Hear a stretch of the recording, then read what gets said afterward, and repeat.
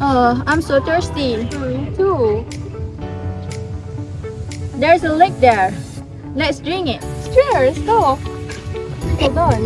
We need to boil it first to make sure it is drinkable. You're right. Here, the water has been boiled. Thank you. Oh, it's so refreshing. It is. Oh my god, my stomach hurts. Me too. You guys saw them, right? So why do they still have stomachache even though they have boiled the water? Let's discuss about it. Boiling water is enough to make water safe from germs like bacteria and viruses. But it is not enough to remove chemical and physical pollutions like heavy metals and pesticides. A lot of rivers in Malaysia face water pollution due to domestic waste, industrial discharge, and plastic pollution. As the demand of the water continues to grow, conventional treatment methods are becoming more challenging and costly. That is why we need to have a smarter and more sustainable solution. One of the most promising innovation is nanotechnology.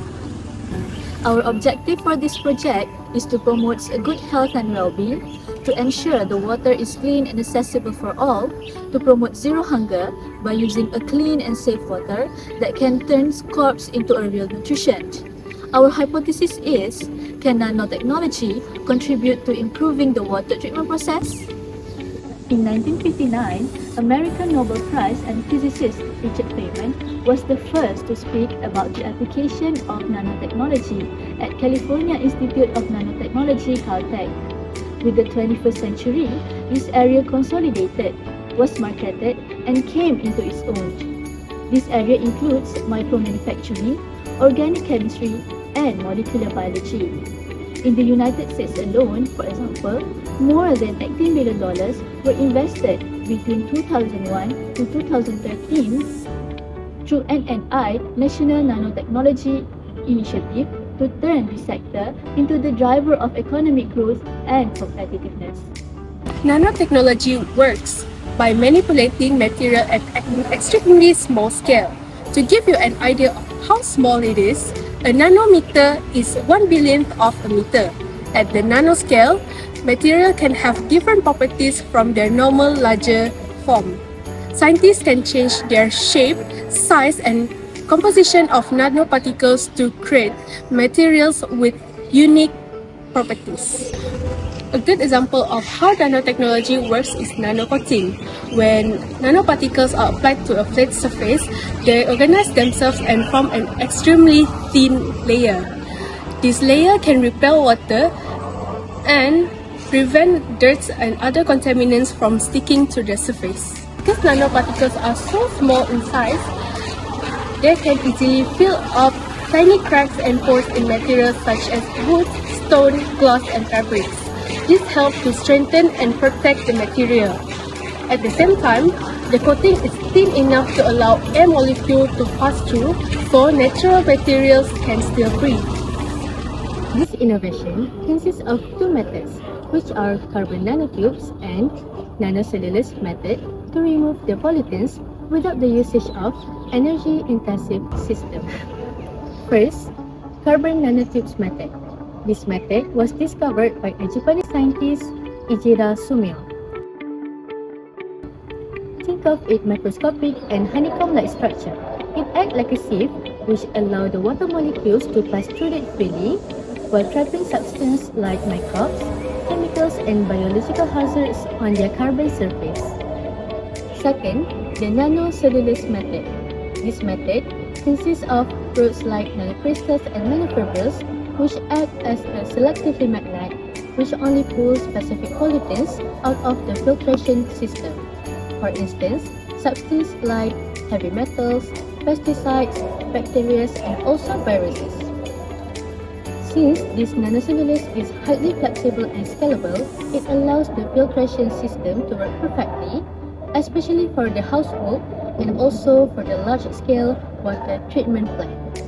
Do you know, there is a lot of benefits of nanotechnology treatment water. One of the biggest benefits of nanotechnology treatment water is its ability to remove pollutants.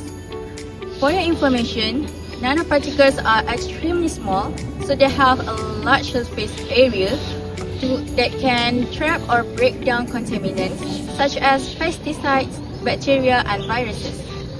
This makes water much cleaner and safer to use. Another benefit of nanotechnology treatment water is it can reduce the amount of energy and chemical required during treatment water process.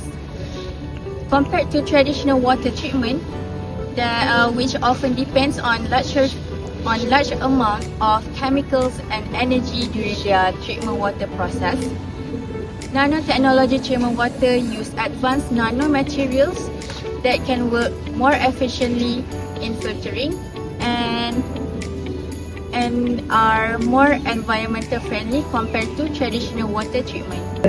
Although nanotechnology is highly effective at reducing pollutants, viruses, bacteria, and heavy metals from water, it also comes with several important challenges. The first challenge is high cost.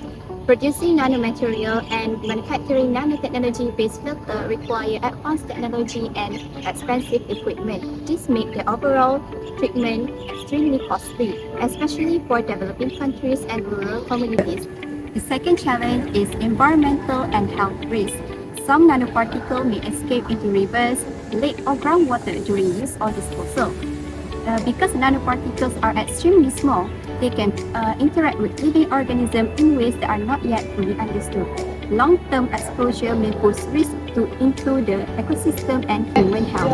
Nanotechnology is one of the most exciting scientific developments of the 21st century. Although it deals with extremely tiny particles, it has a huge impact on our lives. These include medicine, electronics, energy, agriculture, and environmental protection. At the same time, we also need to be more careful in managing its risk by ensuring proper research, safety standards, and ethical practices. As technology continues to grow, nanotechnology is expected to be used in solving global challenges and improving the quality of life for our future generations.